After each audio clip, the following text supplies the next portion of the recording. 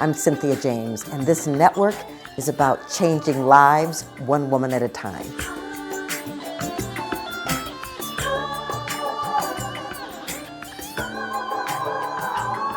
Women Awakening is really about us changing the planet, our lives, our communities, one woman at a time. I believe this is a time of women emerging, that we're all here to do incredible things. And so the more awakened we are, the more powerful and the stronger we become. And so I get to introduce you to amazing women that inspire me, women that are change makers on the planet. And my desire for you is that you take away the wisdom that they're imparting, because they're all spectacular. So my guest today is Misa Hopkins.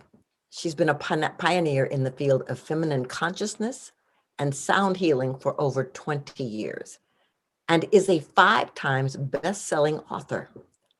She's made multiple television appearances and has spoken at events with such luminaries as Deepak Chopra, Dr. Bruce Lipton, Dr. Larry Dossey, Deborah Poneman, and Ariel Ford. Misa's powerful mystical initiations in both feminine and masculine sacred energies inspire her to further personal and planetary healing through balanced consciousness. Most of all, she believes in each person's innate ability to heal and awaken to the life of their dreams. Well, Misa, welcome. I am so grateful that you're here. I'm so thrilled to be here, and I'm so looking forward to what this conversation unfolds today. Yeah, so, a lot of times we look at successful people and we think, oh, wow, they never had to go through anything to get there. They just popped into success, and they had some magical formula. But I'd like to know your background, where you came from, because and then we'll talk about what you're doing today, but what is your background that could open the possibility for all of this? I'm so glad you spoke to this. I'm in a film that's coming out soon, and that's exactly what Stephanie wanted us to talk about is, okay, so you're doing this seemingly really great work in the world, but where did you come from? And I think you're right. It's vital. For me, my journey really began in the bathroom with tears streaming down my face, looking at myself, because my body was a mess. I'd been sick for 7 years and no doctor could tell me what was going on. And I looked at that woman in the mirror and I said, I don't know how, but we are going to heal. You and I are doing this. And it was a complete commitment. Fortunately, just after that, I was in the car with a friend of mine and she started describing my symptoms. And I'm like, oh my God, you're the first person ever. She got me to an endocrinologist, thankfully, and we discovered I was producing as much testosterone as a teenage boy. Oh. Yeah, it was pretty rough. I mean, when your female organs start atrophying, it's very painful. It's very disorienting emotionally. It was tough. But the gift was that in addition to having a really great doctor to work with, I also started paying attention to what was happening emotionally in me. And I asked this question: why has my body broken faith with my femininity? Oh, great question. And that led me on a very deep, deep journey with some amazing, amazing, beautiful women who could hold space for women in trauma, right? Recovering from trauma, which is what I finally figured out. And eventually I came to understand that I had suppressed memories about having been sexually abused. So in my mind, my little mind as a child, right? It's not a good thing to be a woman. That's not a cool thing. So at the time my husband and I were thinking about having children, my body started shutting down. Like, we're not doing that. Right, right. Well, I love that you're sharing this, because something similar happened to me. I was in my 30s when the memories started coming back. And I was grateful that my mother was still alive, because when I started asking questions, she was like, oh my gosh, I can't believe you remember that. You were so young. Mm. And so, isn't it interesting how the body will protect you? Yeah. And not always wonderful, joyous ways, but it will take care of you until you can take care of it. That's a great way to put it. That's exactly right. Yeah. And it takes that moment of truth with yourself to realize that you and your body are one. Yes, They're one. And there's a reason your body's reacting the way it's reacting, and it needs your love and it needs your attention. exactly. So your passion today is? Oh, awakening the feminine, right? Because that was my journey. I'm like, wait a minute, I was getting the masculine down real well. I could have taught daytimer courses, I was micromanaged. I had masculine perspectives. I was great in that arena, but my feminine energy, I knew very, very little about. And Cynthia, I was so blessed because at one point in my journey, I decided to go on a cruise in Egypt with about 300 other healers and psychics. Wow. Totally amazing.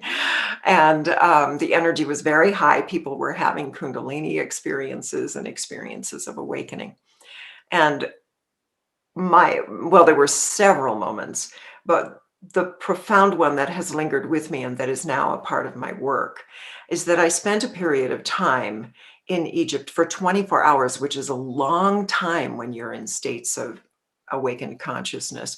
24 hours, I was absolute yin energy, Wow.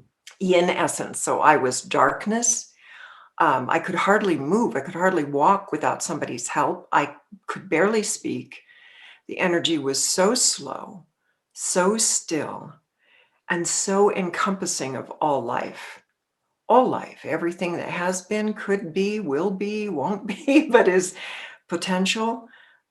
That's the space that I was. And it's a deep, abiding love. And I Right. now refer to that space as the primordial womb of all life.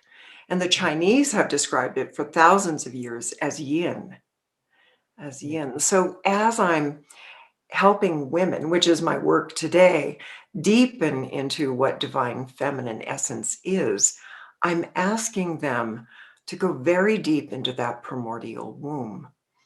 They Right. may connect with goddesses along the way. They'll connect with creativity. They'll connect with intuition and the dream time, all the attributes that we're becoming familiar with now, and emotions as sacred feminine essence.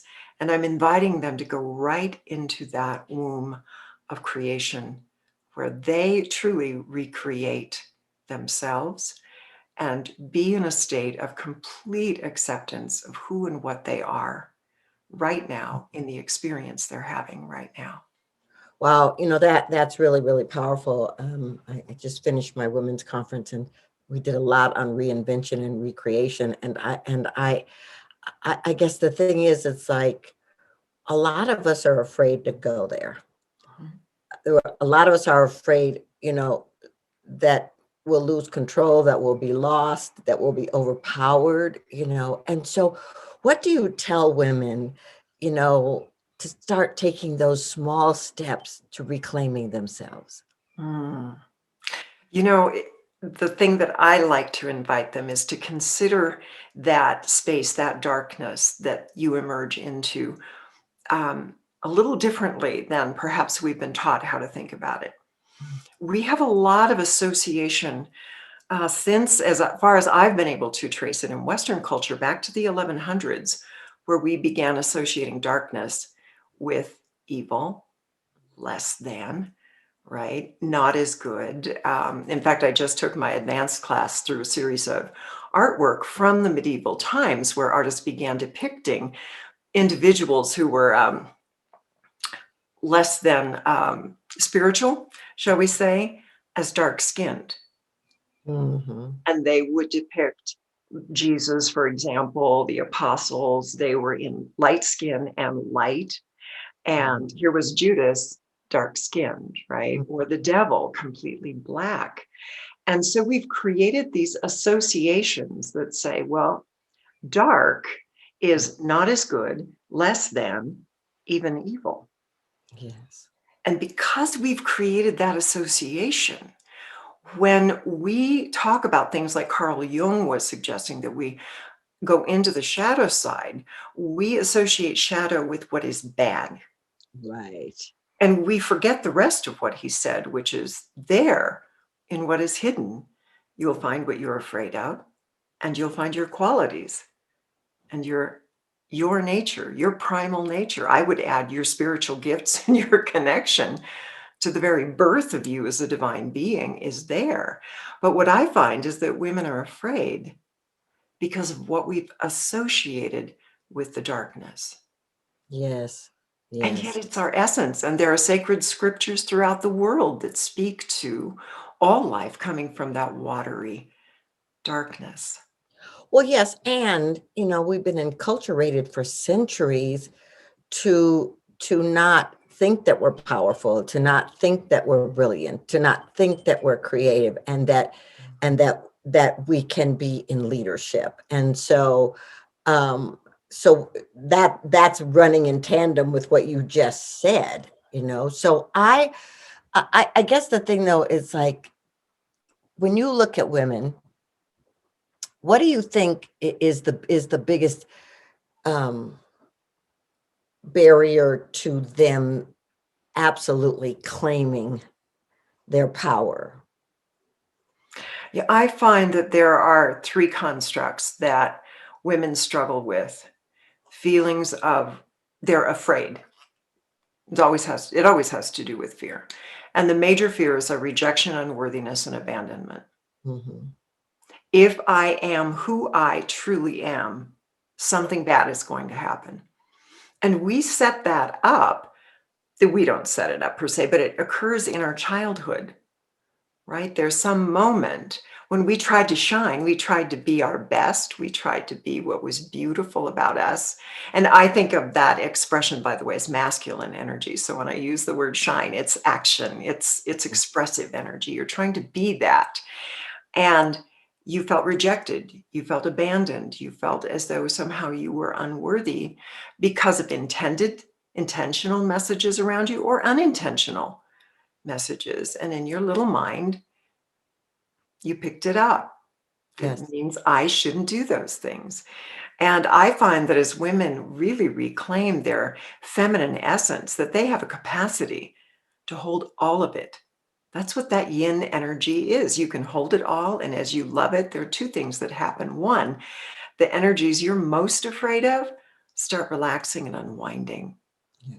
And what you love about yourself starts expanding. The qualities that you love about yourself Yes. expand in the presence of that love. And if we will allow ourselves to hold our doubts and our fears and allow ourselves to heal the little children inside of us where those got started, oh my gosh, now you've got energy to Right. go and trust and faith in yourself as an expression of the divine. Well, and also, doesn't that open a portal for the harmonic convergence of the masculine and the feminine within you? And when I was reading in your bio, that feminine and masculine sacred energies are important to you. So let's talk a little bit about that. Well, when I came back from Egypt, I think the creator was really working with me with some specifics here, because I went into an experience through a doorway of sound into absolute pure white light. And Mm. that was about an hour. And if you've ever been in that energy, that's a long time. So I think Spirit was making sure I was really clear about these energies. You aren't going to get to deny them at all. And pure light expression, pure light. And as you know, I work with sound. And again, these are the ancient scriptures that show us. I've been taken into mystical moments with them. The first expression of the awareness of consciousness was sound as I know it, Mm. and then light. That pure white light racing through the darkness is what I was shown and what I became. And that expression is blissful and it's ecstatic and it's joyful. So when we are that capacity to hold ourselves in our suchness as we are with all the love that we are, and we are willing and choosing to be that expression of our joy, of what gets us going and gets us excited about life. We are in a marriage. Right. We're in a beautiful marriage of those two energies, whether we're a woman or a man. And that's when we come alive. There's this beautiful, clear space where we just don't need to linger in the doubts anymore Yeah, and the fears. absolutely. And we're just that pure expression because what else could we be? And we are that ever present love that I know as that yin holding that holds us all. Always. We're both of those things all the time. We're not one or the other. And we don't have to flip either. You Right. just are all of it, always. Well, and accepting who you are, you said that earlier, being present with who you are in the moment and honoring it is so important.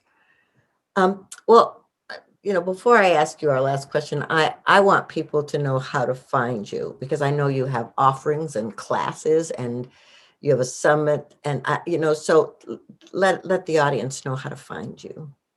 Well, the best place to go is to pick up a meditation, a holding meditation, Mm. where I take you into that yin experience, invite you in, I guess would be a better way to say it. And you can get that at sacredfemininawakening.com. And it'll give you an opportunity to experience what I'm talking about for yourself, to be invited into that most sacred space. And from there on, then, yes, lots of opportunities. We have a summit coming up called Amazing Relationships. Mm. And you're in it. So come listen to Cynthia. Amazing relationships with yourself, your partner, your family, your community, and the divine. And the wisdom there is powerful, really, really powerful. And I know you all know that because you listen to Cynthia, so you know what kind of great wisdom is there for you. Thank you. So I always ask the same last question of every guest. What is the one thing you want women to know about awakening?